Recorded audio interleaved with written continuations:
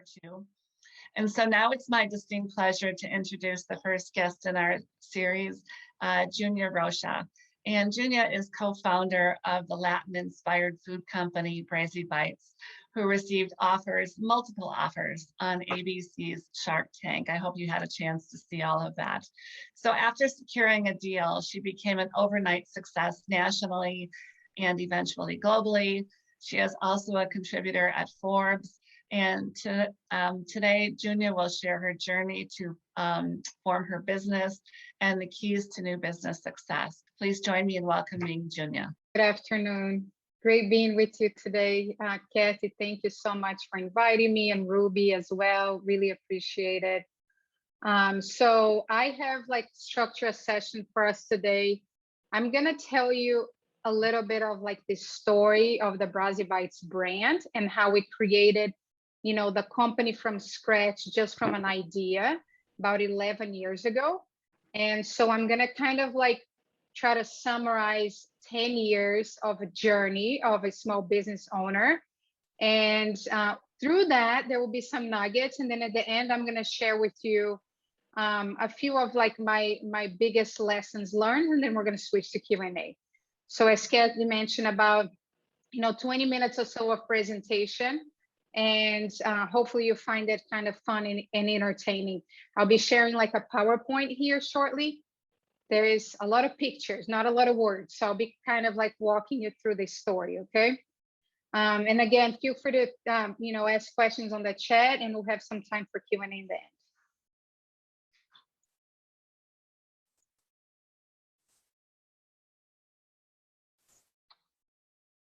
All right, can everybody see this? Yes. Perfect, thank you so much. Okay, so Brazy Bites is a food company operating in the freezer section, right? We've been in business about 11 years. So last year we celebrated a decade of delicious, and here's our story. Are you guys, maybe you're not speaking right now, but had anyone, maybe you can give me sort of thumbs up, thumbs down. Had anyone heard of Brazilian cheese bread before you kind of heard my name coming to do this talk? Have you heard of Brazy Bites at all? Okay, a lot of thumbs down. All right. So the idea that it ignited the creation of this company 11 years ago was Brazilian cheese bread, which is a staple in South America that I grew up eating. It looks like this amazing picture that you're seeing here, right? So it's delicious. It's kind of like a bread bite made with tapioca flour. So it's naturally gluten-free. It's been around in Brazil and South America for hundreds of years. It's really a staple and ingrained in the culture.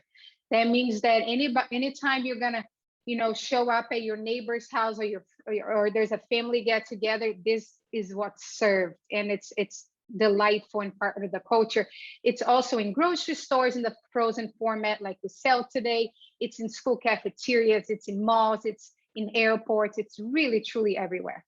Okay, so our idea was that Americans were missing out, that this is an amazing product, that anytime Americans would go to Brazil, if you think about it, sort of 10 years ago, Brazil was hosting the World Cup, was hosting the Olympics, and there was a huge flux of Americans traveling down there, getting to know the culture. And we kept hearing that their favorite thing about their trip to Brazil was the cheese bread. So that was a total red flag, right? You travel to this foreign land and you experience this amazing culture, and you're like, oh my God, the cheese bread. And we realized that it wasn't available here in the right way, that was being offered to Americans in the way that Americans could understand and enjoy in their everyday life. It was very sort of international focus. So our idea was that we would bring this product and it would be the best tasting ever, because that was so important to us. It was going to be approachable and easy to understand. So we was going to end up in the grocery stores, at Target, at Costco, at Whole Foods, everywhere, and it would be easy to understand. Then it would also have natural ingredients, because I eat natural foods and I love natural foods and I believe in that. So I didn't want to put a lot of preservatives and junk in the food. And it was going to continue to be naturally gluten-free. and it was also going to be frozen. And the reason why for it to be frozen is that it's really easy and convenient. You can pop straight from the freezer to the oven, and it's the lifestyle that we all seek in our fast-paced lives here. And also it would allow us to have a national footprint and not be a perishable item. So that was kind of interesting to us. Okay, so I founded the company with my husband, Cameron, that you see in the picture here. This is us like, in 2010, so a good 11 years ago, with the concept. We didn't know anything about the food industry. We took a class in the community college. On the bottom right here, you kind of see like us in our first little show in like, I don't even remember what that is, but it looks like a basement of a school, and just like sampling with locals and rolling the cheese bread by hand. So really learning the industry. That was the beginning of our journey. Then from there, following the next year, we set up shop in a local commercial kitchen. Some of you might be in the food industry. You might have heard of the term like commissary or share kitchen. Excuse me. It's where you set up, it's a really good way to start because you don't take on all of the cost and the overhead of a kitchen. So you can just go in, pay by the hour, keep your costs low, and test your concept. So that's what we did. So I love this slide because, we call it a van life. It's what we consider one of our biggest mistakes growing the Brazi Brights brand and our objectives, but it's one that I don't regret, and we learned so many lessons because of it. I don't know if you guys like where, when in your area, if there was like the food truck like moment, but I'm based in Portland, Oregon. This is sort of like the where all the food trucks like started, and there was like a lot of excitement. So we thought that creating a food truck and sampling our products out in local events and putting it out there would be a great way to expose the brand and letting people know we existed. But what happened, there was like a huge disconnect from what we were trying to be, which was creating a frozen foods brand, to selling or sampling a freshly baked item on a local event. So that was a great lesson, because now I deploy, even as the brand grows and we come with much bigger challenges and bigger choices to make, I tap into that lesson from that van, because is what I'm doing aligning with my objectives of who I am, or does it just sound like a good idea because it's like hot in that moment in time, or it's what everybody's doing. So it was a fun time, but it did not align with where we're going. A year later, we ended up selling the van and moving on from it. With that, sort of like 2 or 3 years later, we ended up focusing on what we really wanted to do, which was creating a frozen foods brand. We really felt like Whole Foods was going to be a great partner for us. Our products and our values align with who they are. And then so you see us shifting gears from the local events to being in the grocery store, sampling right on where the freezer section is, and really educating people in a much more direct and clear way of what we were trying to be. So we started traveling all over the country and grew distribution at Whole Foods. The picture on the right here is me and a Whole Foods person, and her name is Denise. She's wonderful, and her title is Local Forger. So Whole Foods has this team members all over the country that their job is to find the best local products, local produce, local producers to bring to shelf. So she was the one who discovered us. We created a wonderful partnership with her, and to this day, she's a wonderful friend, and somebody that we really appreciate the partnership. So again, you see us kind of switching gears and trying a bunch of things early on in the business. So this is a picture that I share because I really like it. Makes me laugh. When we created this brand in the many years in the beginning, it was like Brazi Bites. What is this? Is this cheese bread? Is this a sandwich? Maybe, I don't know, So we're trying to educate people on a product that like in South America and Latin America is very well known. It's easily understood, but here we had to start from scratch. How are Americans consuming it? What are they calling it? How are they engaging with the texture? What times of the days? Like, is this a kid product? Is it a grown-up product? All those things needed to be developed early on. So that requires a lot of time and patience, truly a grind that takes years to build. Okay, so the business kept growing a little bit. We got our distribution at Whole Foods, and then we got our distribution at Sprouts. You might be familiar with this chain, Sprouts Farmers Market. They're based out of Phoenix, and they got about 300, 400 locations. So really good for young brands with the natural products. So that prompted us to move out of that commissary kitchen into a shared kitchen, which it was like just us and two others, and be able to like grow a little bit. So that was, that was a phase. We were the type of brand that always grew as we needed to and never like too far ahead. It was just our style. We bootstrapped. So it's like, okay, do we have a reason to make a move? Do we have a reason to make a hire instead of making it ahead? It doesn't always work, but that's how we did it. Okay, about 2014, 2015, we put it all on the line. That means that, what does that mean to us putting it on the line? We were a husband and wife founding team. And in the beginning, both of us worked other jobs. And like as we started to build the brand, I left my job first and my husband Cameron kept his full-time job. In early 2015, we decided, okay, we can't grow anymore. And the only person who is going to, I guess nobody's going to work as hard and get paid as little as a business owner. So we made the decision for, ourselves that it was going to be the time that he was going to leave his job and we were going to put it all on the line, meaning our family finances. This was the time to give sort of like a 6 to 8 month runway that we had to really get the brand out there in a bigger way. We were raising money and trying to build a team. And so we took a big gamble for our own family, which, let's try this. And we knew that he was going to work, as hard as anyone in the world and like not get paid anything, which is what it took for us to get through that phase of the first few years. So we did do that. You see us doing a lot of trade shows at that time.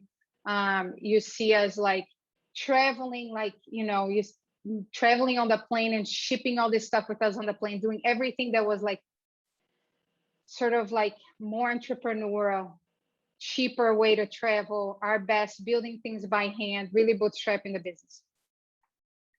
Okay, we move again. So again, I keep sharing these moves because you guys might be into that. It's like, oh, how long is this move gonna take? Is this the right move? So we moved in stages to try to contain like the cost and make sure that we weren't, stretching ourselves too much and bootstrapping, right?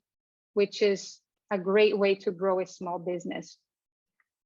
So we move again, this time we move to our own facility and we, start to like have more capacity and grow a little bit, but still so much work. I mean, you see on this picture on the bottom right, we bought used equipment. So when you're a food maker and you buy a lot of used equipment, the equipment is constantly breaking. And you just have to have that tenacity to keep fixing things and always, get up and keep going. But it was an important time for us. We hired more employees, we could make more products, we could support any new distribution we had. All right, so our big breakthrough happens in 2015. We go on Shark Tank. So that was an amazing moment for us. So why did we go on Shark Tank? We had been in business for 5 years. So you look, 2015, all this stuff I just shared with you, 5 years, right? Moving and demoing and learning and making mistakes and getting up again. And we realized then that we're like, wow, we have this amazing product. When we put in front of people, they love it. When we do consumer shows or trade shows, when we're sampling freshly baked, we have the biggest lines in front of our booth or our truck.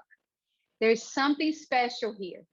But the grocery industry is very competitive. You get your product out there in a grocery store, you've got about 6 months to make that work and make it success, or there's another brand behind you wanting that shelf space. So we felt a little bit like, wow, we've been doing this for 5 years. You know what this brand needs? Real exposure, and exposure in a way that can really lift us up and take us to the next level. That's why we applied to go on Shark Tank. We were also raising money and love the show, huge believer in the show. So got accepted to go. And to give you a little bit of a point of reference here, when we went on Shark Tank, our distribution was about 1,000 stores nationwide, but mostly in natural. So like you see us in a lot of the Whole Foods, a lot of the Sprouts, some of the Kroger banners. And, so we weren't tiny anymore. We had been 5 years. So it was a good time to get that exposure because people could get us somewhere and we can build from there. So it was an amazing experience. And the sharks loved our offering.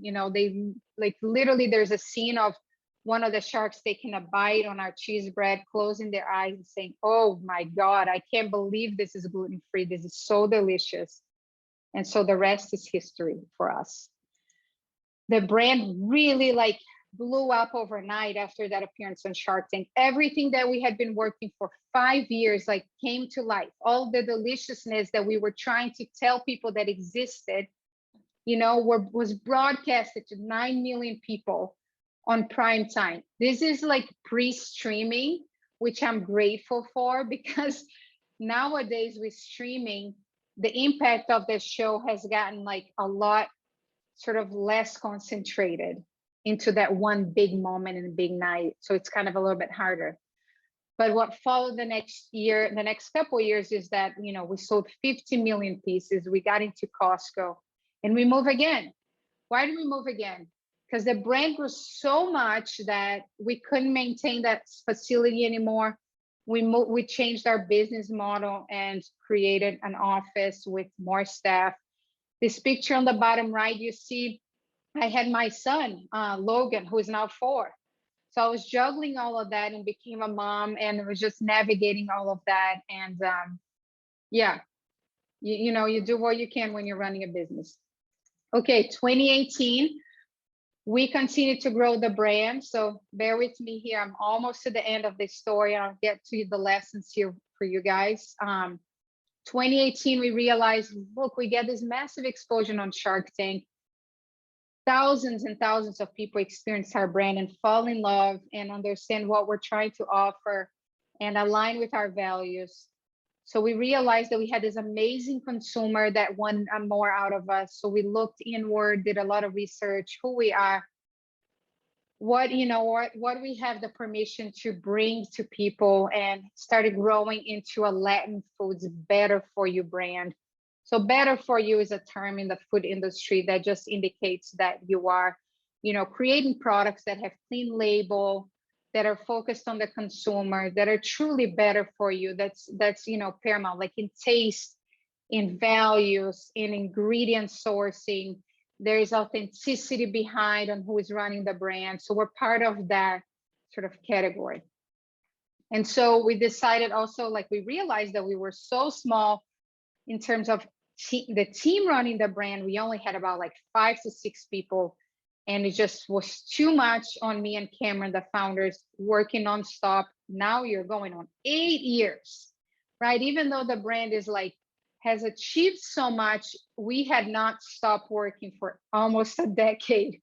So we felt like we wanted to restructure, grow the brand, so raise money from private equity. For those who are familiar with that term, you might know, you might be money raising. Those who are not, it's just a more sort of sophisticated way of getting investors. They are, they typically kind of buy a big chunk of your business, and sometimes majority, and they really help navigate and to take you to the next level.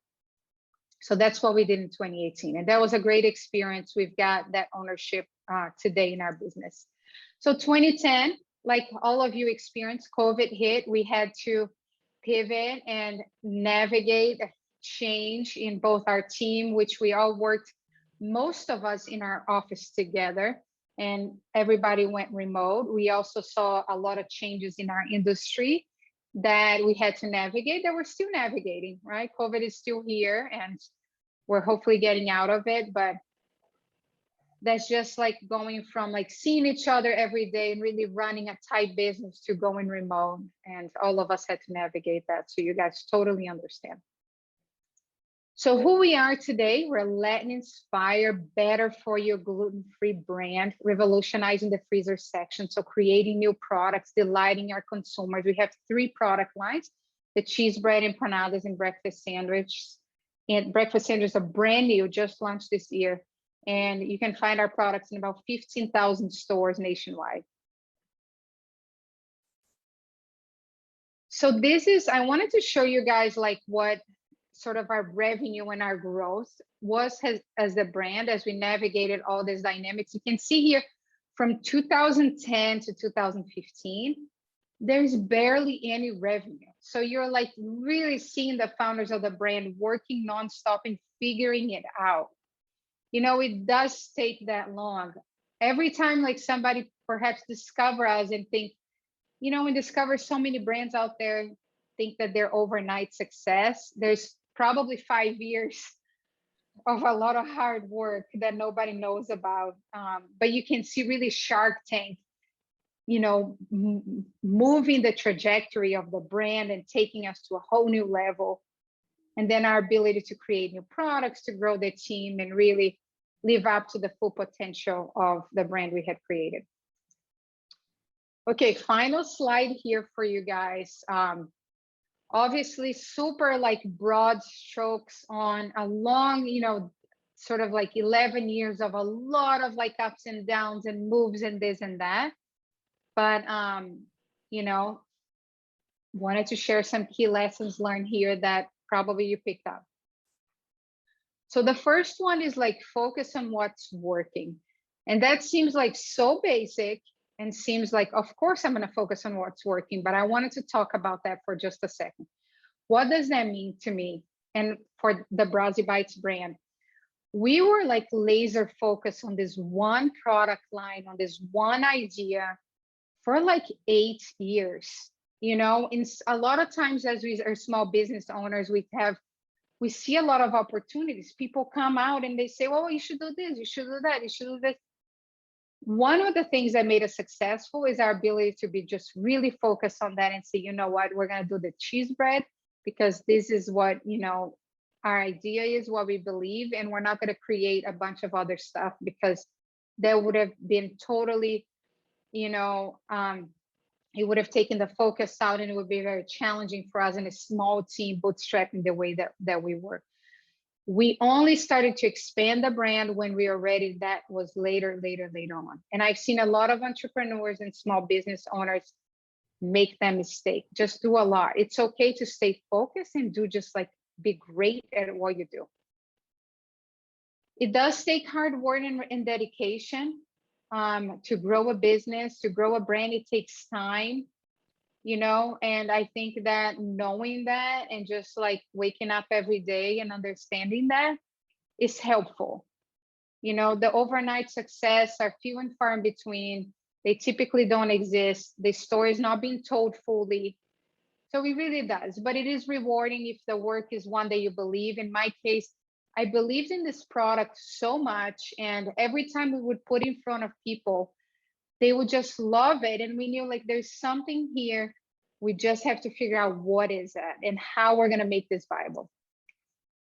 Find support in your community, which you guys are like, have a leg up on that because you're here today. So you already have that support system. To me, that was critically important to find founders in my hometown of Portland that were going through similar things. And there's a founder group here, especially that's very sort of like real and authentic, and it's very candid, and it's sort of like, we know we could share sort of our challenges and our anxiety and all of that stuff. But what that did is like, when you were out in that community, you realize you're not alone. Mm-hmm. Right? You realize that There's other people doing it too. There's a reason for it. And it just that gives you strength to keep plowing through the challenges and waking up the next day and being creative to find a solution and find a way through. This is for the moms of the young ones, and we can kind of dive into this topic in Q&A if that's of interest of the group. But I think, you know, having a child care plan for those who have young kids to take care of is really important. It's really hard to be like doing both at the same time. I'm a believer of like having that stabilized, whichever way that looks like to you. Maybe it's a relative, maybe it's like a daycare, it's school, it's a nanny, whatever that may be. So to allow you to really focus on your business when you're in your business. And then when you kind of like have that break in the day, then you can move on and be with family and be really focused on family. There's a lot of chat out there, especially in social media, about, you know, moms working from home and embracing like working with kids. That does not work for me. That might work for some people, but to me, for me to do my best work, I got to stay laser focused. I got to have that separation, the quiet, and have that time. And when I'm switching gears to be with my son and family, then I'm switching gears, right? Then I'm not doing that work anymore. So to me, that's kind of a nugget of success. It's very personal, but that's how I approach the topic. Okay, and the last thing is it's kind of like a little bit kind of off on sort of the theme here, but I like this a lot, and I deploy this every single day in the business and in life. So I wanted to leave you guys with that lesson learned, which is every day do the hard things first. So when you wake up and you're starting, you get in the zone, you're running your business. What is the thing that's really bugging you? That's the really hard. Do that first instead of getting busy with busy work, admin work, sometimes spreadsheet, or responding to people that is needed, but do that after. Do the hard stuff first every single day. That pays off big time. Huge believer on that. I kind of police myself. Don't get into the mode of doing the, you know, the admin stuff, responding to people that need you. Let people take over my, you know, my day. What is so hard? What is the right thing for the brand, for the company that is really hard? Maybe it's writing that tough email. It's creating that tough business plan. It's, you know, saying no to someone. It's to spending 20 minutes deep thinking to make the right decision for your business. Do it first. That's what I got, guys. I'm gonna stop sharing, and that's my presentation for you guys today. Great, Junea, thank you so much. I really appreciate the fact that you were so thoughtful in your presentation. You shared your journey, and you also, again, gave those real tips and resources and experiences that we wanted to really make sure that we provide tips and real world advice to people. So thank you. So at this point, we're going to turn it over to our questions that are coming in from the chat, which we have quite a few. And then also I did get a few questions coming in before the event. So I'm just going to start off with one of those, and then we'll transition into the chat questions. So one of the questions that came through, the first one was, one of the goals of the Vilas County Economic Development Corporation is to boost diversity in the Northwoods in northern Wisconsin. So as an immigrant, what challenges did you face in your career when starting your business in the US? And how did you look to entities like economic development corporations for help to make the process smoother? So that's a great question. It's kind of like a two-part question, right? There's the immigrant side of things. So I started my career when I moved to the US after college, and I have a degree in civil engineering. And when I moved, I got a job in construction, doing sort of construction management for a really big firm. And that was the beginning of my career post-college. And what does that look like? It's all like construction, mostly guys in the field. So I started my career in my young 20s in that environment. I am an immigrant. I am working in a male dominant environment. I'm in construction. I'm in a whole new country. And so it really pushed me to get out of my comfort zone and show up and face all of the things, people not understanding my accent, or the fact that I'm a woman in this male dominant environment. So I sort of like from my, just out post college, just had to face that, to like, just that was the way of the land. Like there was no other way, because either I succeeded in that sort of like tough environment, or I just, what was I going to do? Crawl under the bed, Going back a little bit in Brazil, like I grew up in Brazil, where it's much, much more competitive out there to get into college, to get a job after college. So that was kind of ingrained in me. Like you have to work hard every day. You have to show up. You have to do your best to get any shot in life at all. So you kind of got to go back to my upbringing. And a lot of immigrants have that mentality. And why do we work so hard? There's this sort of like, if I don't work hard, I don't get to do anything, I don't get to get anywhere. So that's a driver. I do think it's, it is challenging, and it's, being a woman in a male dominant environment, but you just got to keep showing up. And I always like to kind of have a perspective of like, let my work speak for me. You're going to face those discriminations. You're going to face people think like, to this day, I'm still the only woman in a boardroom, in my company. And so it's just constant. I mean, it's been 20 years of like being in the workforce. And I keep going with this approach, let my work show for me. Let me do the work. And then the rest is just noise. And I think knowledge is important, and like confidence is important. So whichever way you're going to find the knowledge in your local community to navigate like the industry and the needs is really important. Having mentors and people that came before you to show you as an example. And how do I use resource? I mean, I think that is part of the knowledge. When we were like growing the brand, especially, we would like just dig in and be like, get connected with the local community college. What are some of the grants? Like one of our first loans was like backed by the Small Business Administration. So we did so much of that early on, and it really helped us get through those first 5 years where the brand did not have enough exposure to sustain itself. So, you got to look for the local resources, keep digging, keep asking questions, keep finding, because there are a lot of resources for women out there. A lot of, especially nowadays, there's so many grants, there's so many sort of programs to support women-owned businesses, that you just got to kind of do the work and find the right fit for you. Great, thank you, Junea. And to your point, our next speaker on October 5th, Wendy Bauman, is going to be really talking about a lot of those resources and grants and financial opportunities for women. So I appreciate you bringing that up. So I'm going to switch now to some of the questions that we have in our chat.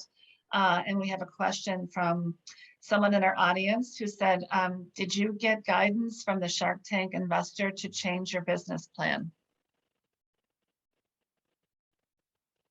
Well, so the Shark Tank investor, so we have had other investors in the brand throughout, right? And we've had many. So there is the Shark Tank piece was kind of as follows. Like when you're on the show, you have a lot of action and you get offers and such. And on the show, we closed the deal with Lori. What happens after the show is that, it's very fast. You're on stage for about 40 minutes. TV, it brings it down to 15. So it's like, you can't make a decision if that's a mutual, agreeable sort of investment and partnership in like 40 minutes. So the way the show works is that you do a handshake deal then, and then the work begins behind the scenes.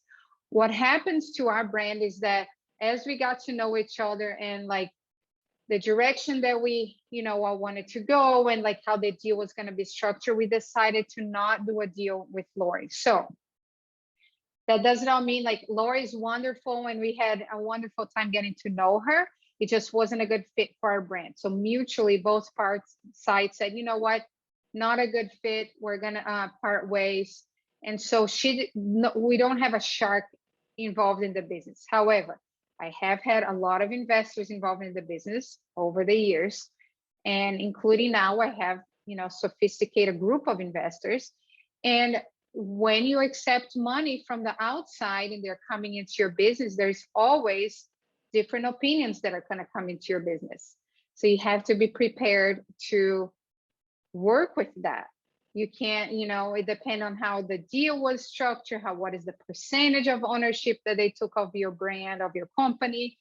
And that kind of, you got to navigate that. You see a lot of like conflicts between investors and business owners, because you want to know, like, you want to get to know who's coming into your business.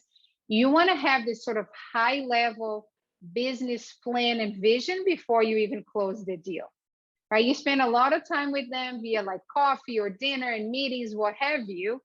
And you're like, are we aligned on where we're going?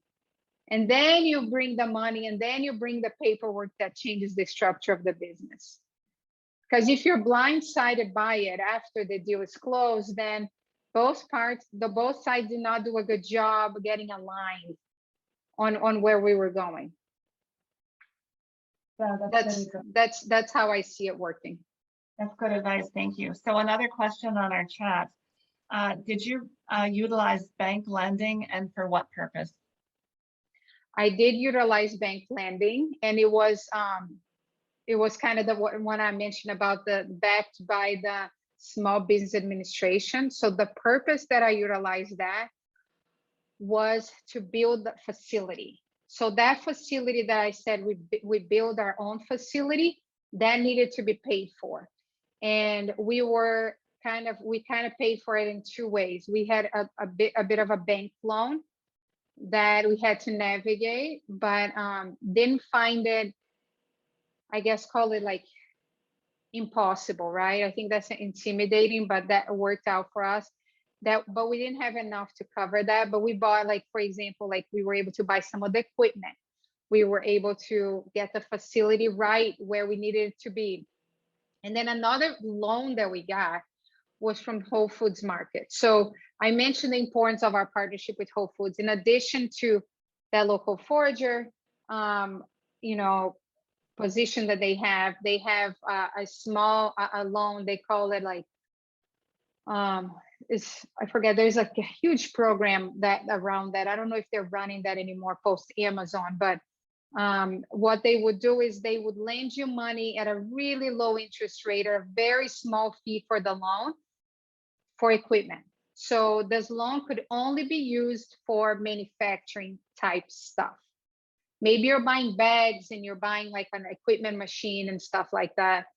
And Whole Foods was able to kind of help us get the total. So a little bit of the bank, a little bit from Whole Foods. And we felt like that was a great strategy, because not only were we getting funds from Whole Foods that at a low interest rate that was lower than market, with no penalty. You can pay early anytime you want. It's very supportive of the food manufacturing community, but also strain our partnership with them.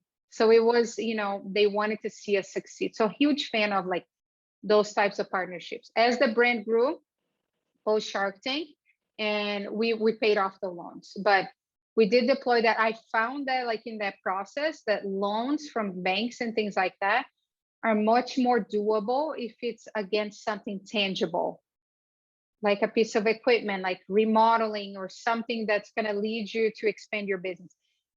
Tough when you're trying to get for like, oh, I want to build my team. I want to invest in marketing.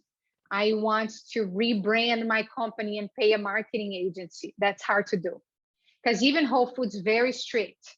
You need to buy like a forklift and give them the receipt of the forklift. Then they kind of give you the money against assets. If you're trying to get money for like growing your team, invest in marketing, rebranding and things like that, then it's like you got to look at different types of investments.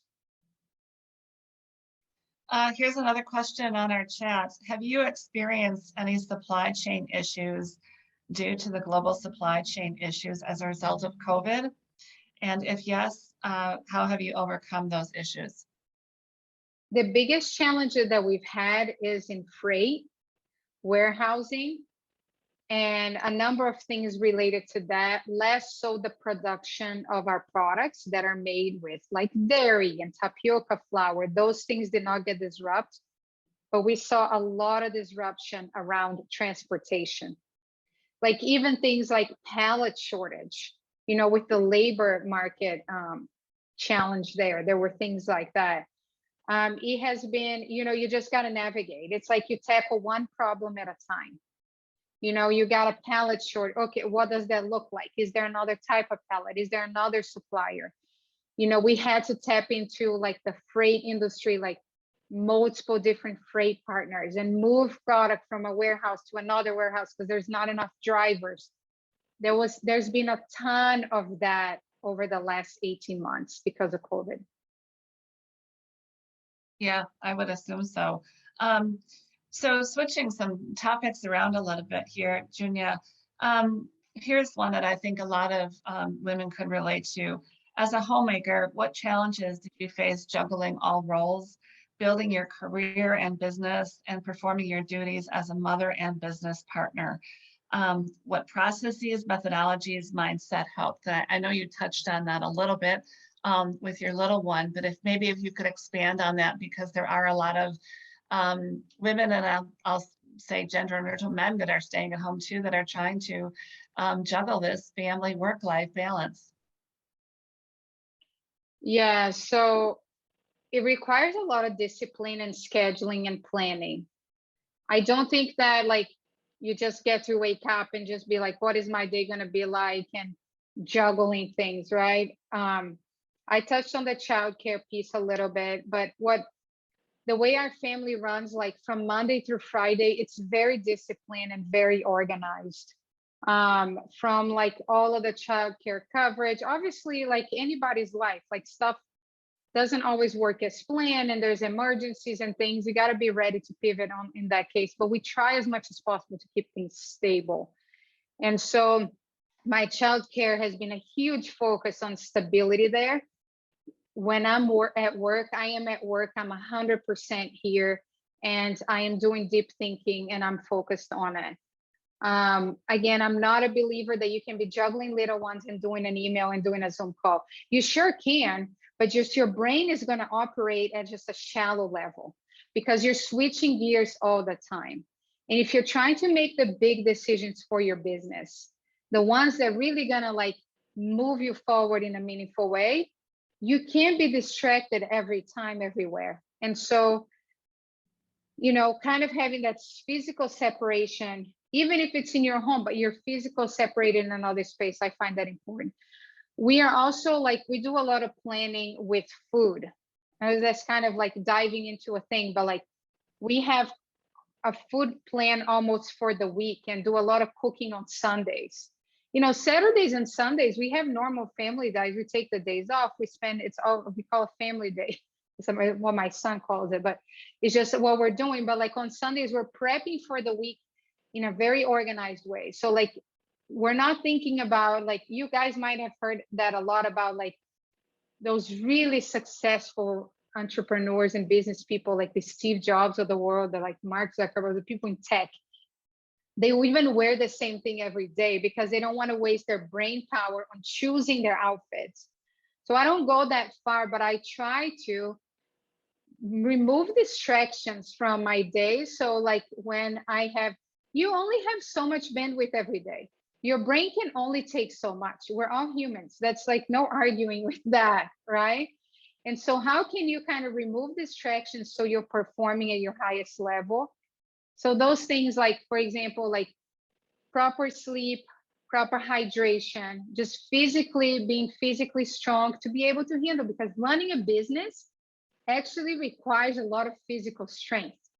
Even though sometimes we're typing, we're thinking this and that, physically, if you're strong, if you're clear in your head, you're going to be perform better. So other things that we do, like I mentioned, like planning the food as much as possible. We're not like super hardcore about it, but like breakfast is probably pre-planned for the first 5 days of the week. Dinner's pre-cooked. We keep reheating. We keep eating the same thing, you know. Hydration, food during the day while we're in the office. We kind of know what we're eating. We're not thinking too much. What am I going to have for lunch today? While we're in the office, the schedule is planned, you know, the whole thing. Like we operate on Google. So this is nothing fancy here. Anybody can operate in Gmail. You have all the tools. You have, you know, the calendar, you have the Google Sheets, you have all that stuff, but like the day's plan, the hard stuff is done first. I also like recommend that you get to know yourself and how your body, your physiology works. Like, do you operate better in the morning? Do you operate better at night? When do you have those distractions removed from your life? When can you do the hard work? So think about that and how your body like operates, and sort of like customize your workday with that. So the message here is, and it's like, you don't have to be hardcore, you don't have to be perfect, but you also like to think that you can operate a business and operate at your highest level with a lot of distractions and like unplanned. It's really hard to do. So that's my recommendation there. I would agree with that, and I think all of the people on our Zoom today would as well. So I think we'll take like 2 more questions before we end here today, and then we can talk about our upcoming series. Here's a question you'll like, Junea. Where did you say you can buy your product? And is it sold in stores here in the Northwoods? Now, I don't know if you would know that, but if you could share the major stores where it's at, or even online, Amazon or anything, that would be great. Absolutely. So thanks for the question. So our products are always in the freezer section, and they're nationwide. So 15,000 stores, guarantee there's a store near you. Best way to find it, go on browsybites.com. There's a store locator there. You can just punch your zip code and it will give you any store near you and the exact products near you. So would love to have you guys try. And yeah, I hope you enjoy our products. If you can't find a store that's convenient to you, you can also get them on our website, shipped directly to your door, and then on Amazon as well. Great, thank you. So kind of a final question here. I think you've touched on it a little bit, but just to kind of wrap up for everyone, knowing what you know now, Junea, what advice would you give to other business owners, most especially to other female founders, to have them have a successful business? I think it goes back to like all of the lessons, but you know, if you have an idea, you really believe in your idea, you can do this, right? Start digging in and finding the right way for you. Stay focused, try to shut the noise, because there's so much like do this, do that. Like, you know, just trust your gut and your instincts on what is right, and stay focused. And it's okay to just be very niche and make a great offering to a small group, as long as that group is engaged and you can be successful there. Find your community, you know, find your support system, and, you know, just really trust your instincts. If you believe in your idea, you believe you got what it takes, structure your life to support you that way. And Bryn on our in our audience just shared that it's at Wild Berry in Minocqua for anyone that's interested. So, and then we'll take one last question that came in, Junea, for you. Thank you. So the question was it the Shark Tank launch that got you going, or was it your success through your additional exposure that you got that became successful? The Shark Tank was a really important part of the success and the exposure, but that also came after 5 years of foundation building. Mm-hmm. So to, you know, at that time, understanding what we were offering, who we were about, who we were at our core, and what our offering was. But there's no question that Shark Tank changed the course of the business in our lives, you know, and I'm really grateful for that opportunity.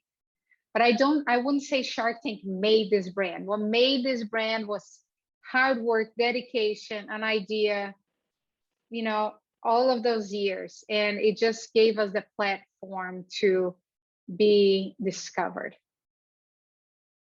Great, thank you so much. Just, on behalf of the Vilas County Economic Development Corporation, our board of directors, and our board chairman who are here today, again, just my sincere thanks to Ruby Gauthier and her husband, Brad Gauthier from SiteCast for sharing your story with us, Junea. I know that they know you from their work out in Portland and the West Coast. And so we're so delighted you could be here. You really did provide a journey and real world tips for our audience here, whether they're Northwoods or, across the state. So we really appreciate that.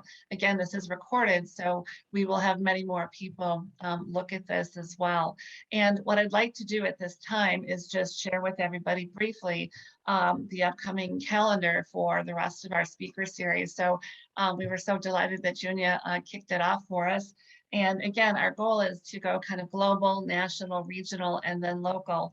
And so next on October 5th, as I mentioned, we have Wendy Bauman, and Wendy is the president and CEO of WIBIC, and that stands for Wisconsin Women's Business Initiative Corporation. And she'll be providing examples of other success stories like Junea, who have made it, and then also speaking about her journey, also providing real world financial resources and business planning for people as well. On Tuesday, October 19th, we have our very own Marcia McVicker from the Northwoods, who founded Erin Solutions, which is now called Lila, or Help Me Lila, which I think is really cute. It is a national and global concierge service. And she'll be talking about starting a business you love right where you live. And finally, we'll end it on November 10th with Missy Hughes. And Missy is the CEO of the Wisconsin Economic Development Corporation. And she'll, again, be talking about Wisconsin tools, resources, and funding to achieve success. So also talking about her journey, but again, getting really concrete about what examples and what resources are out there for you in terms of financial, business planning, marketing, other people to engage with. We're really delighted with this series. We will have more in the future, and we're delighted to have both women and men on this audience today. And again, Junea, our sincere thanks to you. We know it's a little earlier out in Portland, and we appreciate your time. We know how busy you are.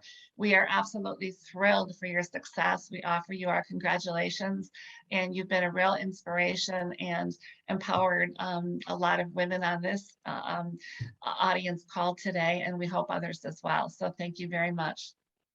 Thank you so much for having me. It was a pleasure spending time with you guys today. Great. Thank you everyone for joining us. Again, stay tuned. We'll keep you updated on the future programming. And this, again, recording will be sent out to all of you, as well as on our website and on YouTube. So we will see you hopefully October 5th.